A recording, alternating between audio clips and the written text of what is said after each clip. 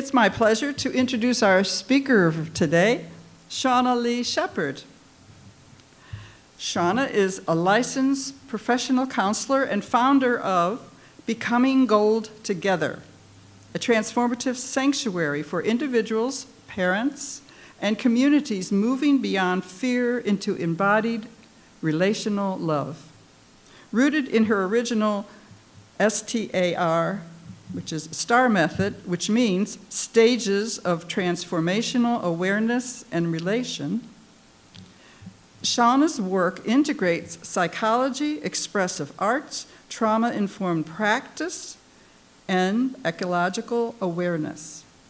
Her teachings invite real-time connection with self, others, and the living earth, reminding us that transformation is not a solitary act, but a shared unfolding. So her talk title today is Becoming Gold Together, Transforming Fear into Love. Let us open our hearts and welcome Shauna.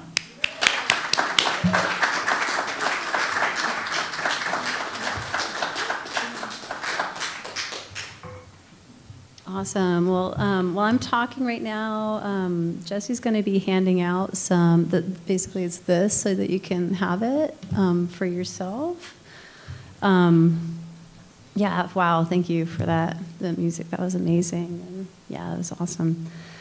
I want to thank, first of all, Sharon Solomon so much, because she's watching my child right now. So without Sharon, I would not be giving this talk. And all the hands that, go into actually making an event like this happen. So I just feel so grateful for everyone. And, all right. I know it's like, I might have to adjust it for the little people here. Can you still hear me okay? Yeah? Okay. All right. So alchemy has long been a metaphor for transformation of the psyche, or what we call consciousness in psychology. When I think of alchemy, I picture a mystic working alone in a dim laboratory, turning base metals into gold. And when I was pregnant with my daughter, my own consciousness was changing. I became obsessed with that image, the alchemist's gold, but not how it was made in a lab. I wanted to know, how is gold created in nature, in the stars themselves? This was also the time of COVID-19, and fear had entered the human psyche in a massive way. Many spiritual teachers spoke of a great collective transformation. And I began to wonder, maybe this transformation happens because fear is magnified, and so it can be dissolved into deeper truths of love. So I want to tell a story about gold, how gold is born in the cosmos. So for this, you can keep your eyes open, or you can keep them closed, or you can close them. Long before there were planets or people, the universe was filled with the only simplest elements: hydrogen and helium drifting through space. Then stars were born. Inside their blazing cores, those light elements fused under unimaginable heat and pressure, creating heavier ones: carbon, oxygen, iron, the basic ingredients of life. But even the most powerful stars can't make gold. To create gold, the universe must perform one of its rarest and most dramatic acts: the collision of two neutron stars. Now, a neutron star is what's left after a massive star explodes in a supernova. What remains is so dense that a teaspoon of it would weigh more than a mountain. Its gravity is immense, its particles packed tighter than anything that we can possibly imagine. For billions of years, two of these stars may orbit each other, spiraling slowly inward, drawing together by invisible threads of gravity. As they get closer, their dance becomes faster, fiercer, until finally they collide. And it actually is very interesting to me that when neutron stars do collide, they look exactly like a yin-yang symbol that is starting to spin and spiral like this until they get closer and closer, and then they go poof. In an instant, the universe erupts with more energy than all the stars in the galaxy combined. Space itself ripples. In that cosmic collision, that moment of unbearable heat, light, and pressure, atoms are rearranging. New elements are born, and among them, gold. The explosion sends that gold dust out across the galaxies, scattering into clouds of stardust that will one day form new stars, new planets, and new beings. Some of that ancient gold becomes part of the earth. Some found its way into our blood, our bones, our jewelry, our rings, and our hands. Every bit of gold on this planet and in our bodies was once born in the fire of colliding stars. Isn't that interesting? Because it seems like egos dissolve that way too, through collision, through our relationships with ourselves, with the earth, and with each other. That's how I see the process of transforming fear into love, through relation. It's the nuclear fusion of the human heart. I call this S.T.A.R theory, the stages of transformational awareness through relation. We dissolve fear, the illusion of the ego, its dense, radiant. We transform the illusion of the ego into dense, radiant, loving truth. But we don't do this alone. We do it through relation, like two dense stars colliding to create new light. In Paul Solomon's New Science, he writes, "A primary step towards a new science is the changing of the consciousness of man, towards nature, and towards God.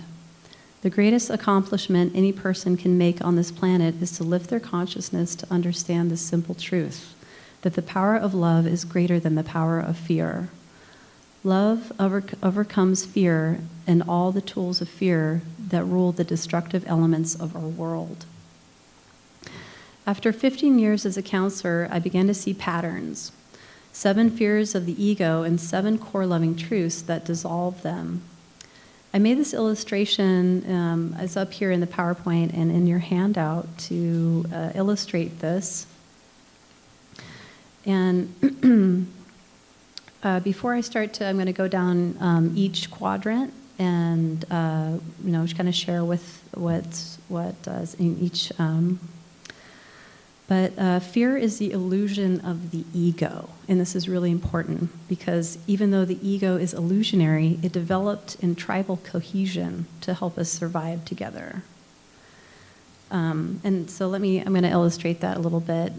So in the stages of transformational awareness through relation, it follows basically how a neutron star develops and then to its final collision in with relation.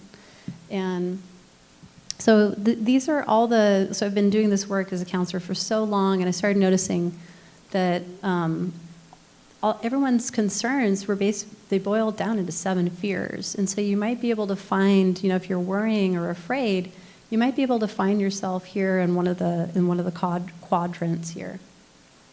So I'm going to go down the first is fear of pain or suffering.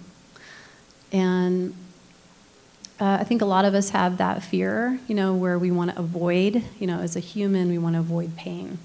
It's kind of similarly, like biologically, like a monkey who, if they were going to get hurt or something, or then they're going to want to avoid that thing and run away from it.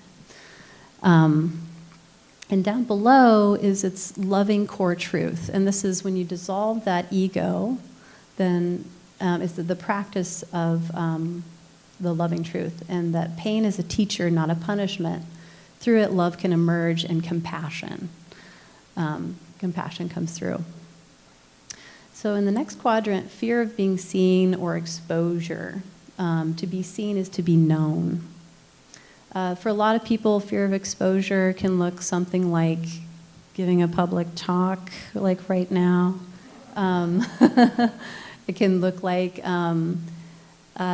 when we have truths about ourselves that are not necessarily socially acceptable to the society at whole or greater, or we deviate from the social norm, then we're going to have a lot of fear and anxiety about being seen for who we truly are.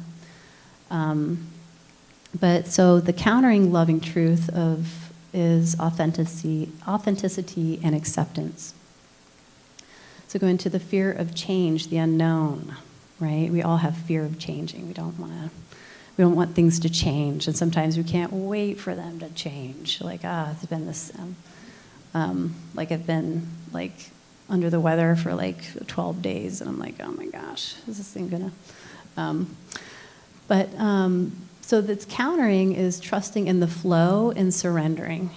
So trusting in the flow because we know that all life is impermanent, right? That things are going to change for the better, and sometimes life will give us interesting flavors. All right, so fear of abandonment and rejection. I want to talk about this one for a moment because this is really, so like I said, all of these fears of the ego that are not real, and this is just my concept and take on it, is that from studying anthropology at UC Berkeley, is that they developed through tribal cohesion, right? So if you were to be thrust out of society, out of your tribe, you would die, right? And so your body, when we feel these fears, all of them, our bodies actually go through like a death rattle. So you can feel it. It feels like anxiety, feels like depression, but the body responds physically in a somatic way towards that fear. And so there's embodiment practices you can do, just basically being present with that sensation, or using one of these countering.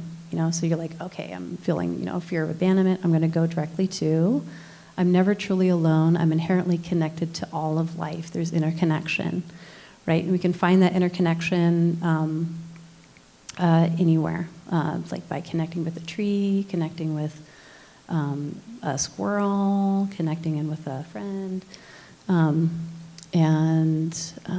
So I'm going to go quickly to, and I'm going to give I'm hoping to plan to do a whole workshop on this. I mean, because there's so much here. The fear of death, right? Like we're all going to experience that at some point, or come up. Like, and the truth of physics is that energy can never die. Like we can't actually, energy doesn't cease to exist. So impermanence and continuity.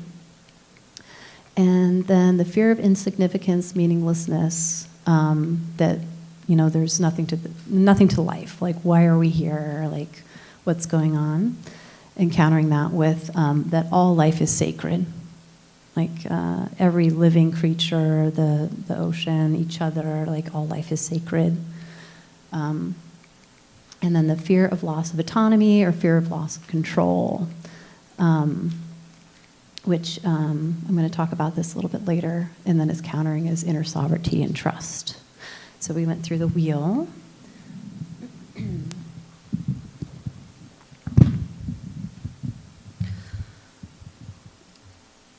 All right. So Paul Solomon also spoke about the law of one. That too is the heart of universal love, and that's what you're dissolving. You're dissolving your ego into the law of one, the universe, the heart of the universal love. And he writes, technology becomes a matter of stopping a flow of the one force.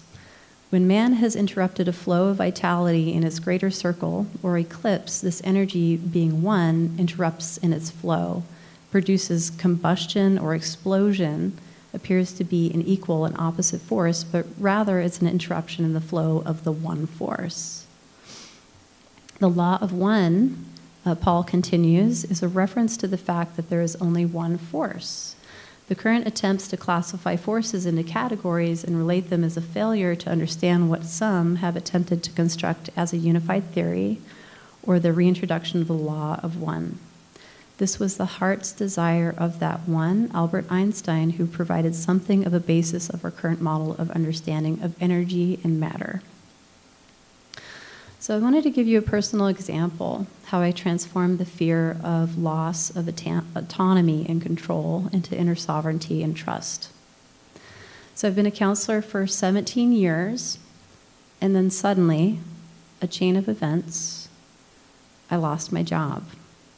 2 weeks later, I lost my relationship with my daughter's father. 3 days after that, my appendix ruptures. I was alone, a single parent of a 5-year-old, unable to move. I'm far from family, and my body went into pure fear. Fight, flight, freeze, and I felt like I was drowning. But then as I was sitting alone, unable to move in my bed, I heard a voice and felt another hand holding mine. He pulled me up just enough so I could gasp for air and said, "Seek the light within yourself and trust in love, the light of another star." And then more hands appeared. The night I went into the hospital, my neighbor, a mother of two, wrapped her arms around my sleeping daughter and took her in. A friend came every day with food, folding laundry, and helping me heal. Another friend watched my daughter so I could rest, knowing she was safe and loved. Then came waves of generosity. People from the fellowship helped with rent and groceries, quietly slipping money into my hand with nothing but light in their eyes. And I'm looking at all of you, because that was all of you. And the Course in Miracles group offered words of encouragement, hope, and love. Weeks later, the same voice, he came to visit me again. Still barely walking, he said to me, "I need you to fight for your license because the world needs you." A wise woman that I had never met before held my hands and said, "You are still young. You have 2 hands, and I need you to use them." Then came the hugs, the tears, the late night talks, the laughter of children playing in the pool, the countless small moments of love that carried me back to life.